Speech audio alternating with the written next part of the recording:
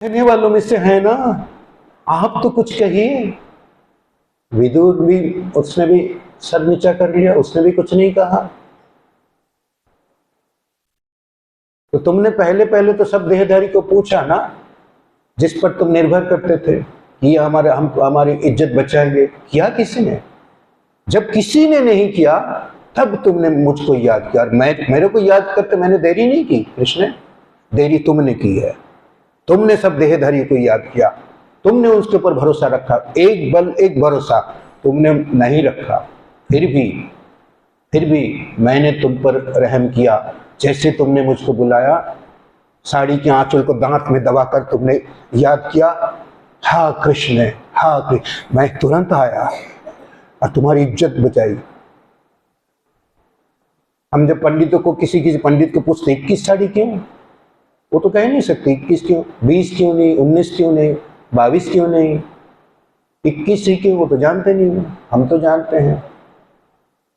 बाबा कहते 21 जन्मों के लिए कोई तुम्हारी इज्जत लूट नहीं सकता, चाहे भाई के शरीर में हो चाहे बहन के शरीर में। हाँ, बहन के शरीर में जो है उसकी इज्जत बहुत ज्यादा खतरे में है, इसीलिए बहन के लिए कहा गया।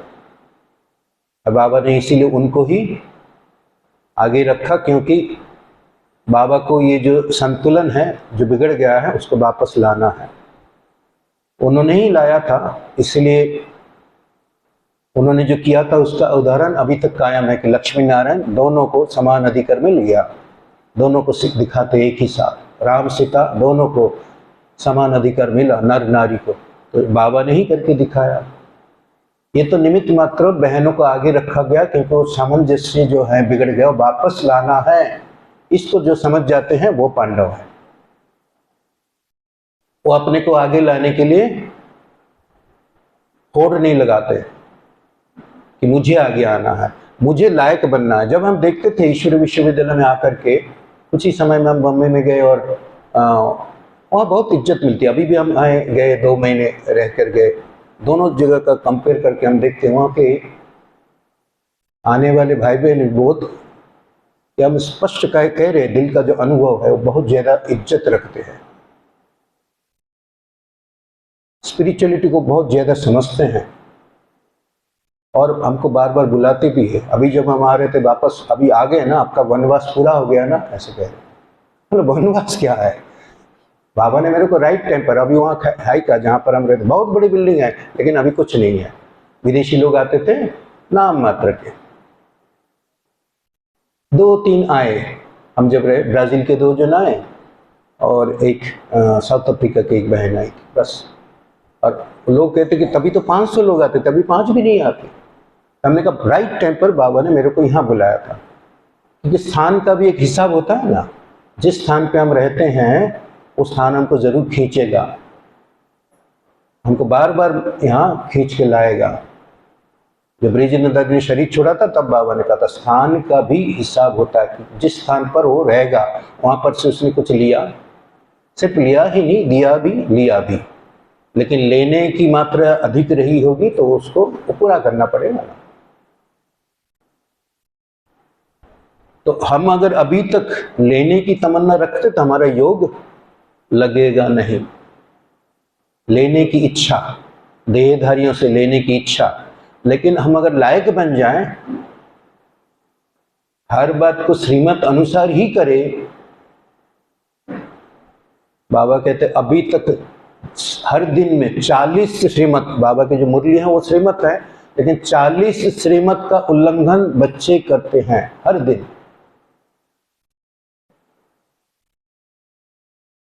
और इसका मतलब है 40 प्रकार के पाप करते रहते हैं, श्रीमत का पालन नहीं करते हैं। जगदीश भाई जी ने भी खुद कहा, जिनको कहा जाता है अष्टरत्नों में से एक है। कई लोग कहते हैं कि जो मधुबन में रहते वही महारथी है, बिल्कुल गलत है। जगदीश भाई जी मधुबन में नहीं रहते थे, वो दिल्ली में ही रहते थे। और जब कैंसर हुआ, लिवर कैंसर, तब उन्होंने कहा कि मुझे मधुबन में रहना है, ग्लोबल हॉस्पिटल में नहीं रहना, मधुबन में। तब प्रकाश मुनि दादी ने सुखधाम में ऊपर वहां पर व्यवस्था सब करवाई हॉस्पिटल की तरह, तो वहां रहे।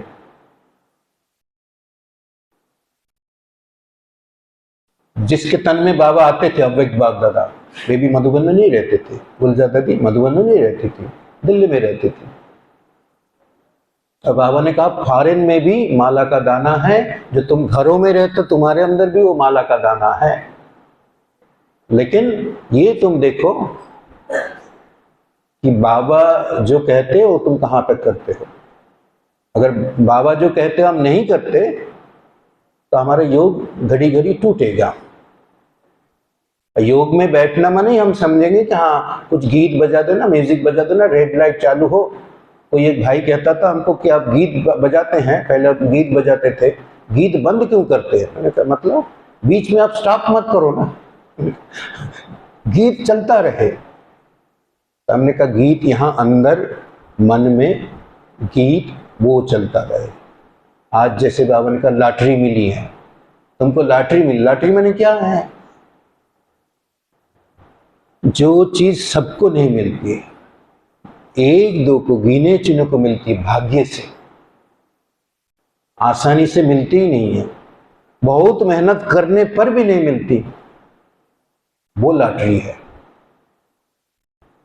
इतने 8 करोड़, कोई कहते 7 करोड़, 8 करोड़, कोई 11 करोड़ भी कहते हैं, 1100 करोड़, 1100 करोड़ भी कहते हैं, समझो 800 करोड़ आत्माएं, उसमें से भी सिर्फ बाबा के बच्चे समझो 3 करोड़, तो कहाँ 800 करोड़, उसमें से 300 करोड़ भी और रेगुलर नहीं है। बाबा कहते हैं बाबा को तो रेगुलर, पंक्चुअल, नंबर 1 कैटेगरी के बच्चे चाहिए। तुम तो कभी कभी वाले को भी डाल देते हो।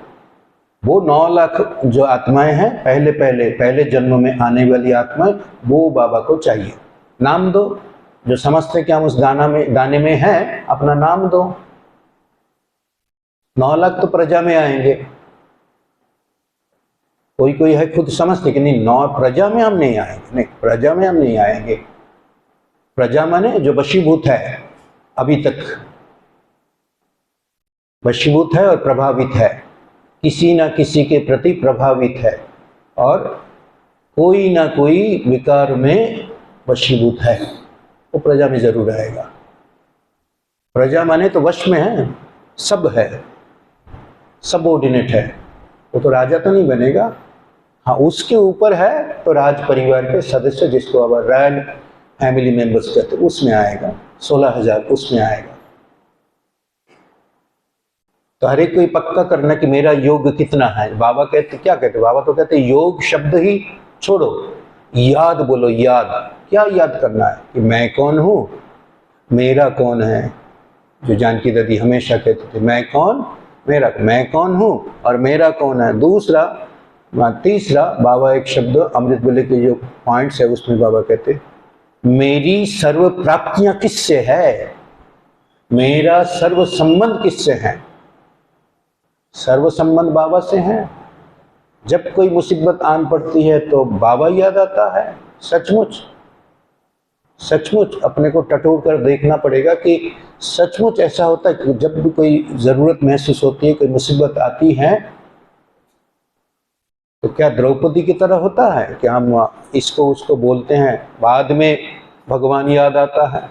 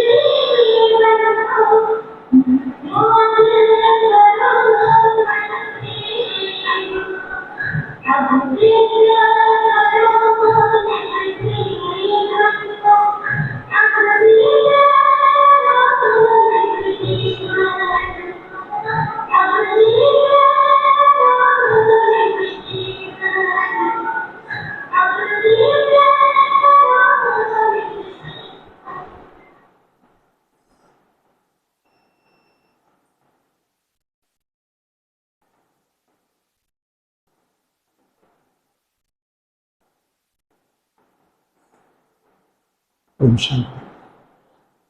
चलिए संकल्पों को अपने संकल्पों को समेट लीजिए। मैं अपने संकल्पों को कम कर देती हूँ, कम कर देती हूँ, अब बिल्कुल भ्रकुटी के बीच में ले आती हूँ, क्योंकि ये जब तक हम नहीं कर पाएंगे तब तक हम बाबा के साथ घर नहीं जा पाएंगे। और पहले तो ये जब तक नहीं कर पाएंगे, बाबा के जैसे ज्योति बिंदु नहीं बनेंगे, तब तक बाबा से योग भी नहीं लगेगा।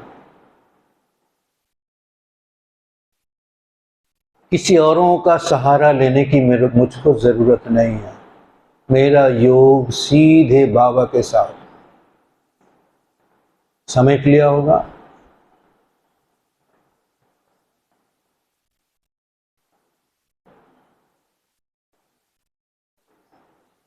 एक बार उठ के खड़े होकर सबको देखिए, उठ के खड़े होकर सबको देखिए, जो भी क्लास में है, आगे पीछे सबको देखिए।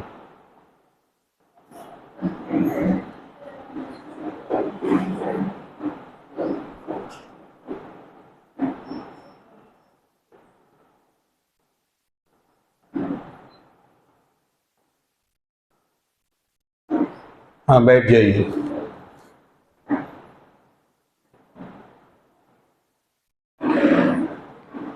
अभी सच बताइए, जब देखा तो क्या देखा? किसी कोई एक दो बताएं, कोई क्या देखा अभी? हाँ, आत्मा देखा? भाइयों को भाई के रूप में नहीं देखा? भाइयों को भी बहन के रूप में देखा, और बहनों को बहन के रूप में नहीं। जिन्होंने बहनों को बहन के रूप में देखा, भाइयों को भाई के रूप में देखा, वे हाथ उठाएं। अच्छा, बहनों को भाई बहन के रूप में एक है। सचमुच ये पक्का हो गया है, हम जिसको देख रहे हैं वो भी मेरी तरह आत्मा है। मैं पुरुष शरीर में तो हूँ या नारी शरीर में तो हूँ, बहन के शरीर में या भाई के शरीर में तो हूँ, लेकिन ये भान मेरा पूरा निकल गया है।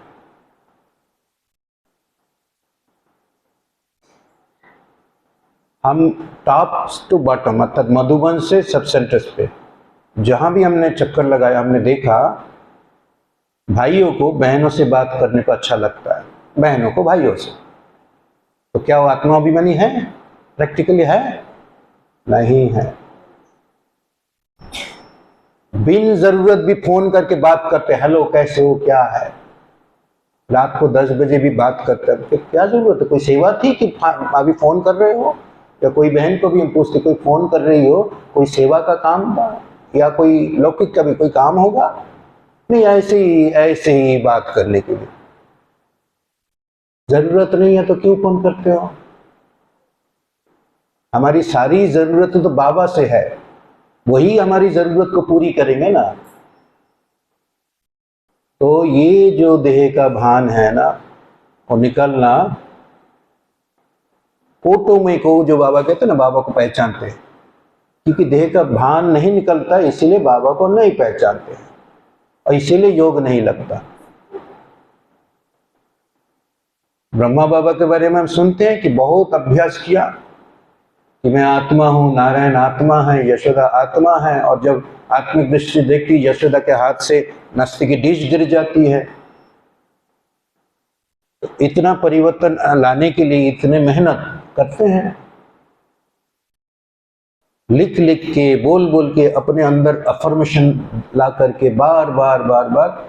जब तक ये नहीं करेंगे, बाबा तो कहते अमृत वेले उठने के बाद सबसे पहला परिवर्तन ये होना चाहिए कि मैं देह नहीं हूं, मैं आत्मा हूं। ये अगर अनुभव नहीं हुआ तो कुछ भी आगे कुछ भी नहीं होगा। तो चलो फिर से एक बार प्रयास करते हैं, माने पुरुषार्थ करते हैं, अपने मन के संकल्पों को समेट लेते हैं कि मैं आत्मा, मैं तो बिंदु हूं ना, वास्तविक मैं बिंदु हूं। तो मैं अपने मन के संकल्पों को बिंदु में ले आती, वही मेरा असली स्वरूप है। ले आए, पूरा बिंदु में ले आए। तो अब मुझ आत्मा के चारों ओर ज्योति है,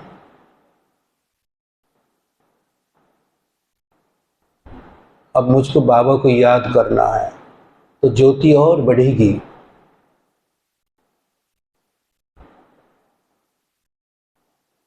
बाबा कहाँ है? बाबा यहाँ तो व्यक्त नहीं है।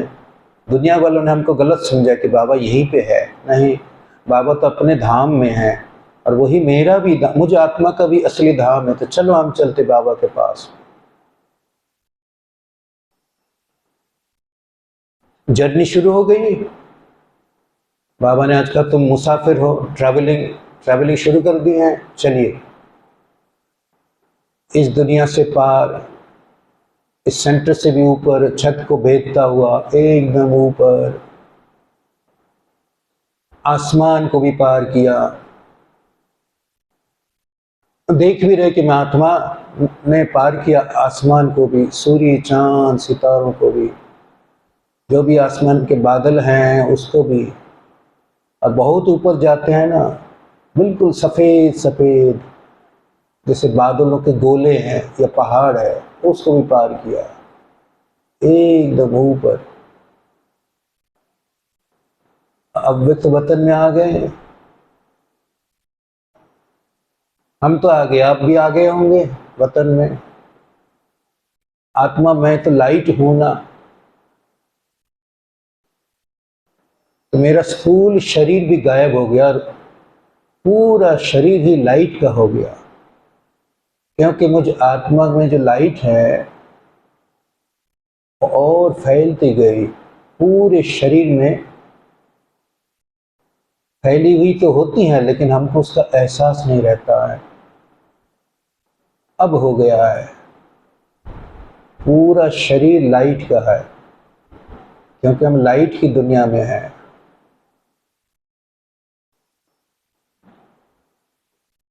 हम आ गए अव्यक्त वतन में, और मेरी तरह और भी थोड़ा सा साक्षी होकर देखिए कि मेरी तरह और भी कौन कौन आ गए होंगे अव्यक्त वतन में।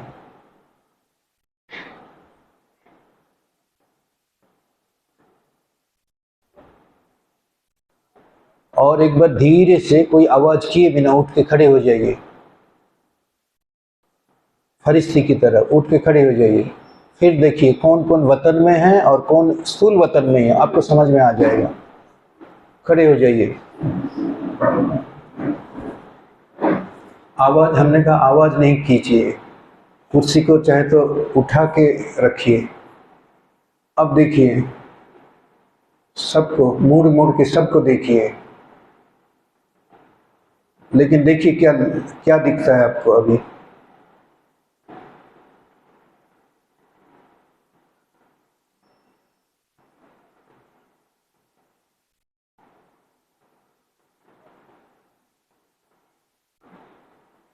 सबको देखिए, हर एक को देखिए।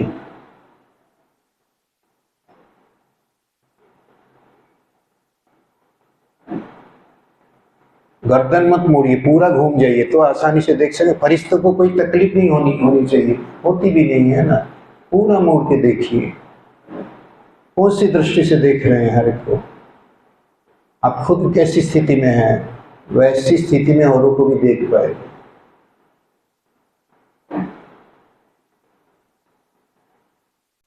बैठ जाइए।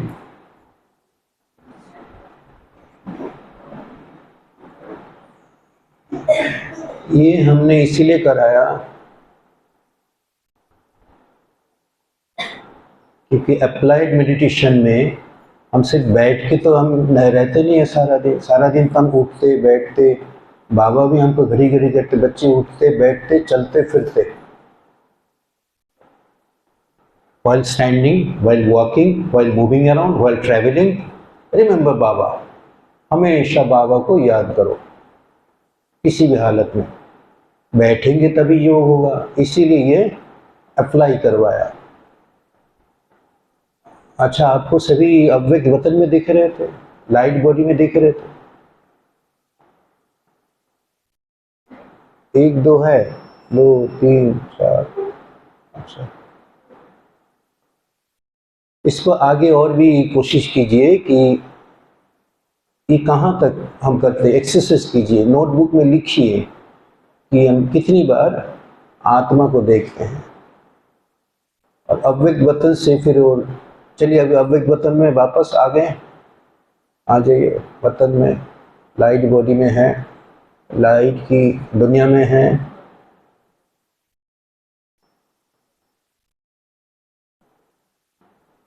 चले गए, अभी तो फट से चले गए लाइट की दुनिया में। अब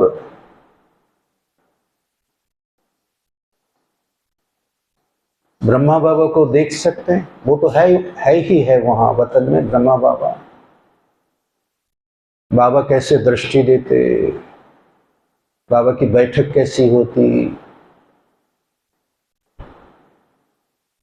कैसे आंखों से इशारा करते बाबा, कैसे मुस्कुराते हैं, बच्चों से कैसे रूरियान करते हैं।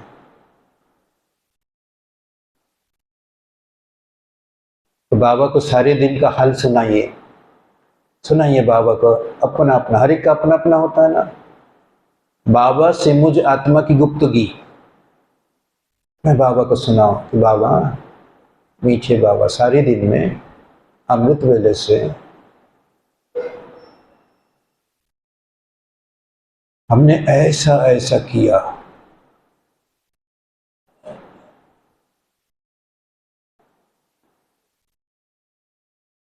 आपको फील हो रहा होगा कि बाबा जैसे सुनते थे, सिर हिलाते थे, चेहरे में रंग बदलते बाबा के। कोई ऐसा समाचार अगर हमने सुनाया जो नेगेटिव कुछ किया होगा, वो भी सुनाइए। अमृत वेला मिस हुआ या अच्छा नहीं हुआ, जरूर सच्चा सच्चा सुनाना बाबा को। मुरली क्लास भी पूरा पूरा क्लास किया, टाइम पे आए, मुरली में कितना याद रहा, सब सुनाइए बाबा। सारा दिन का व्यवहार कैसा रहा, कि बाबा बाबा मेरा आगे के लिए ना ये प्लान है। जीवन बनाने के लिए आप जो मुरली सुनाते हैं, ये प्लान बनाया। बाबा को सुनाइए क्या प्लान बनाया पुरुषार्थ का।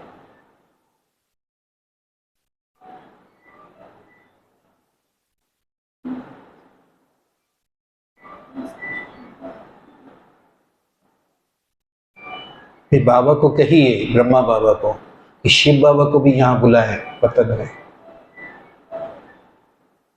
तो बाबा ने सम्मति दी, सिर हिलाया, और फिर शिव बाबा को ब्रह्मा बाबा ने आह्वान किया। परमधाम से बाबा आए, ब्रह्मा बाबा की भ्रकुटी में,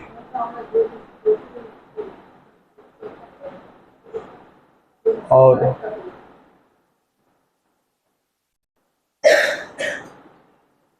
बाबा मुझको शक्ति दे रहे हैं, जो हमने प्लान बनाया और प्रैक्टिकल हो, सफल हो, उसके लिए बाबा शक्ति दे रहे हैं। बहुत पावरफुल दृष्टि दे रहे हैं बाप दादा। लाइट बॉडी में मैं आत्मा हूँ, लाइट के शरीर में, और बाबा मुझको शक्ति दे रहे हैं।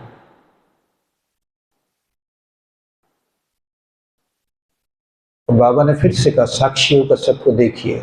अपने स्थान पर बैठ करके हम देख रहे हैं, हम एक सर्कल में गोलाकार रूप में बैठे हैं, मेरे जैसे सभी लाइट बॉडी में है।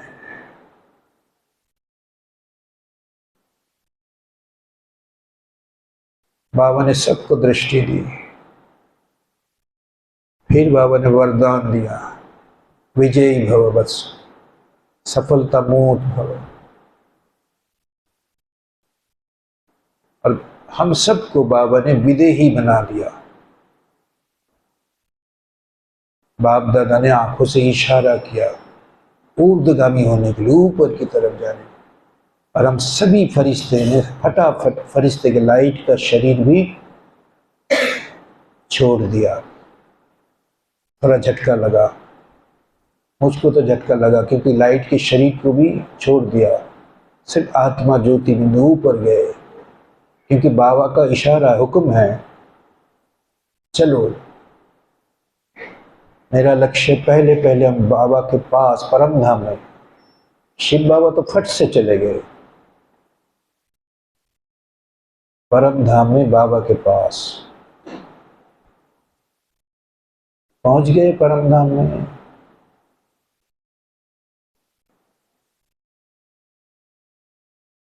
अकेली आत्मा, लाइट शरीर भी वतन में,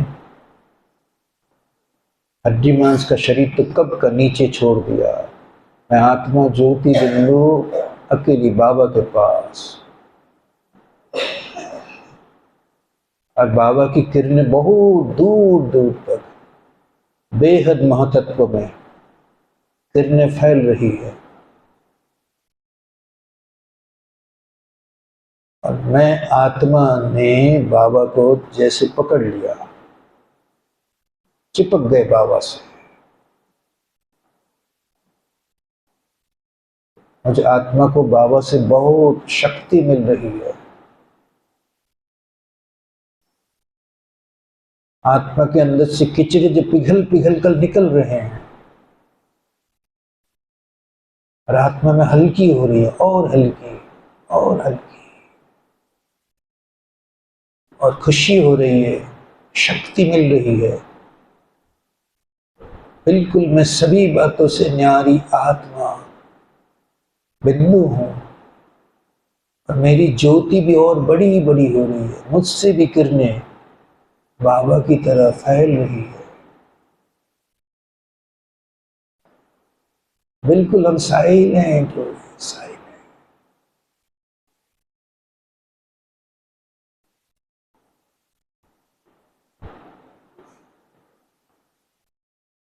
और साइलेंस में ही बाबा ने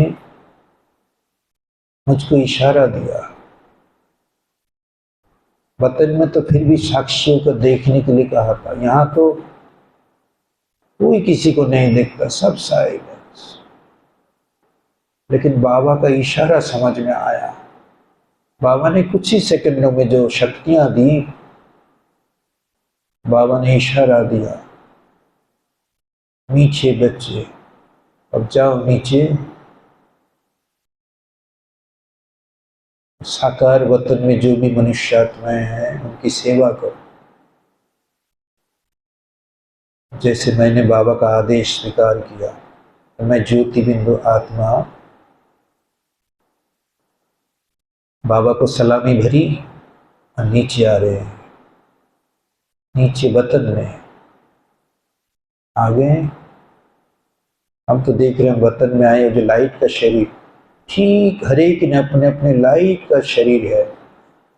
लाइट का शरीर तो हर एक एक जैसा ही है ना, फिर भी हर एक ने पहचान लिया। मैंने अपने लाइट शरीर को पहचान लिया और उसमें प्रवेश कर गया।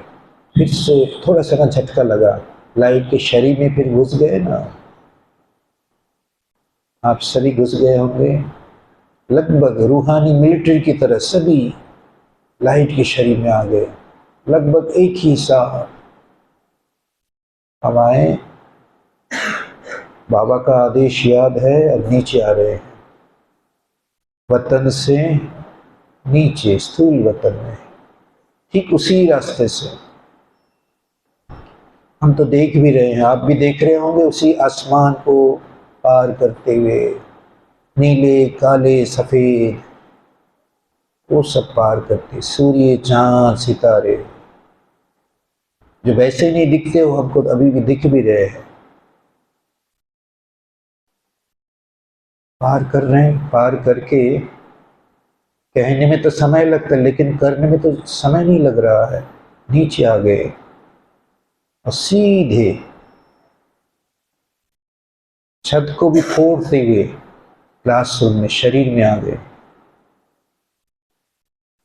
फिर थोड़ा झटका लगा, साकार शरीर में आ गए, बिल्कुल चेतनाबद्ध है। मैं आत्मा ज्योति बिंदु प्रकृति के बीच में मेरे अकाल तख्त पर बैठ गई। आंखें खोली, बिल्कुल अभी ये भान है कि साकार वतन में यहाँ बाबा के क्लासरूम में बैठे हैं अपने स्थान में। बाबा से शक्ति भरकर किरणों के सागर में स्नान कर यहाँ आ गए। बाबा ने रिफ्रेश कर दिया।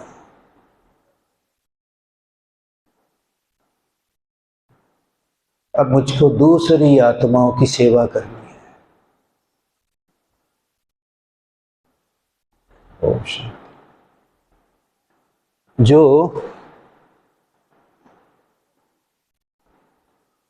जिसने अनुभव किया बिल्कुल वतन में, अभी नहीं पूछेंगे, अभी अब योग युक्त है, समझ में आ रहा है।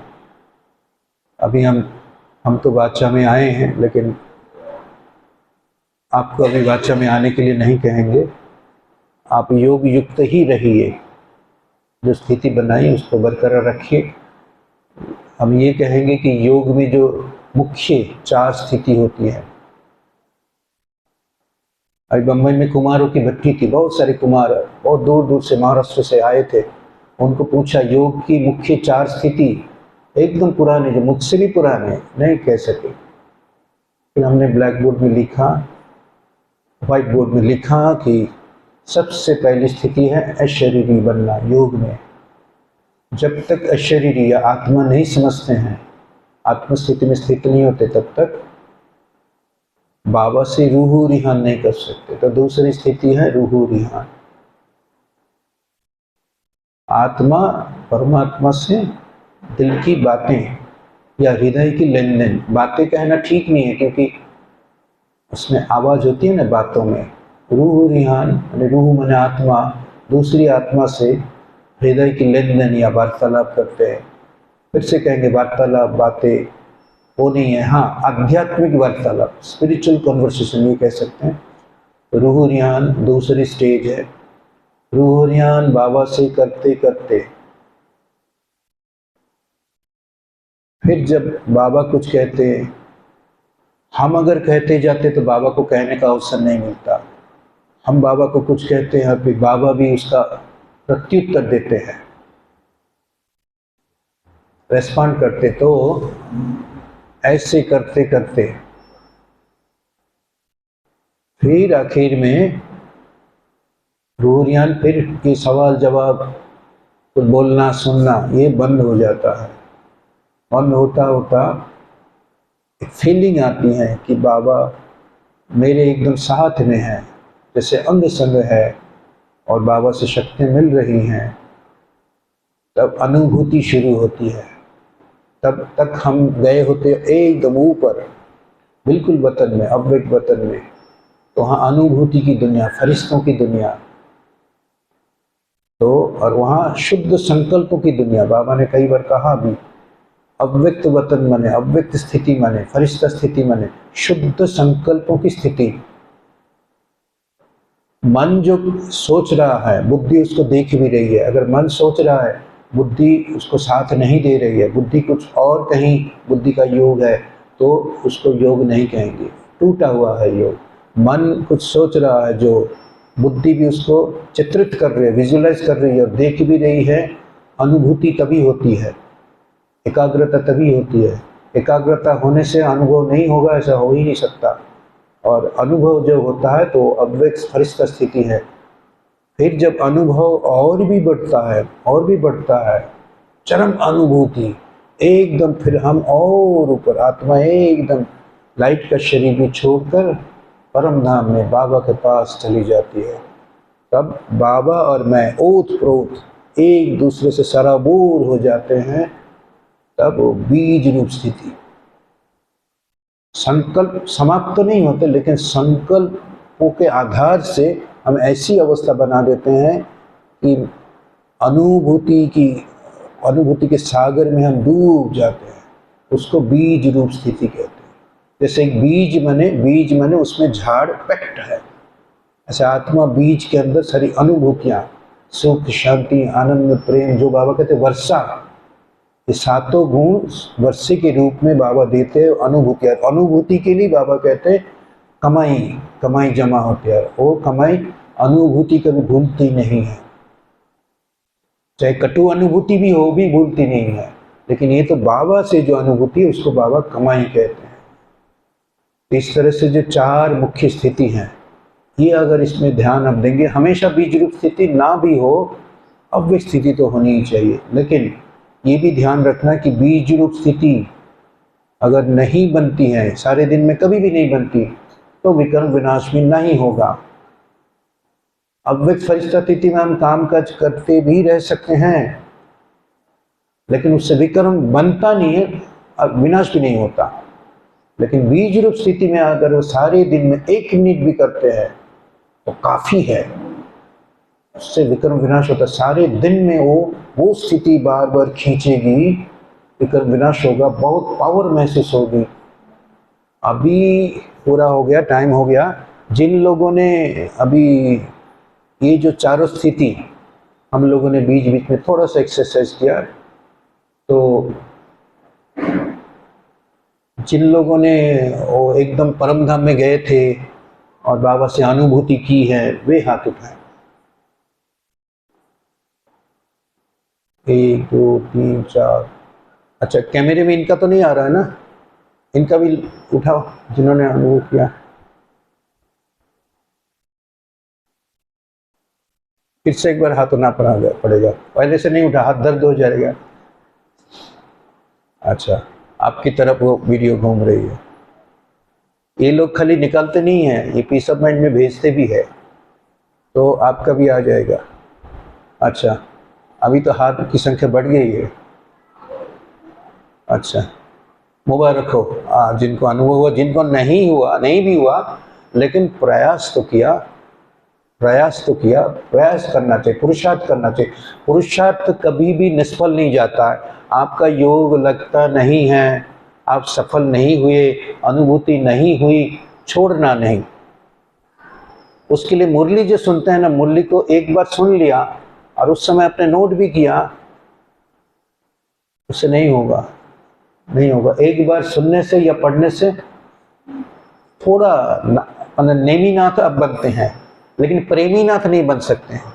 प्रेमीनाथ माने, नेमीनाथ माने जो नियम से करते हैं, नियम से कर लिया, वो भक्ति मार्ग की तरह हो गया। गए, आरती उतारी, भजन सुना या गाया, वो हो गया, मंदिर में एक बार गए। लेकिन प्रेमीनाथ अर्थात बाबा के साथ आपका प्रेम एकदम जुट जाए, वो नहीं होगा। वो 2-3 बारी कम से कम करना पड़ेगा। पढ़ेंगे, फिर लिखेंगे, फिर मंथन करेंगे। मंथन करते हैं, कोई मंथन करते हैं?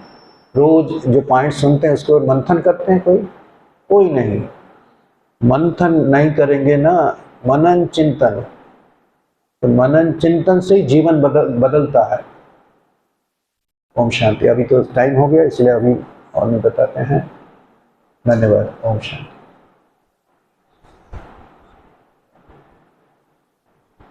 अभी दीदी जी आएंगी नहीं? दीदी जी आएंगी नहीं? अभी जो हमने सुना कि मीटिंग होगी, नहीं? पवित्र भाई को पता है ना? पवित्र भाई ने सलाह दिया। तो जो मीटिंग होती है ना उसमें, अच्छा अभी योग कर ले, फिर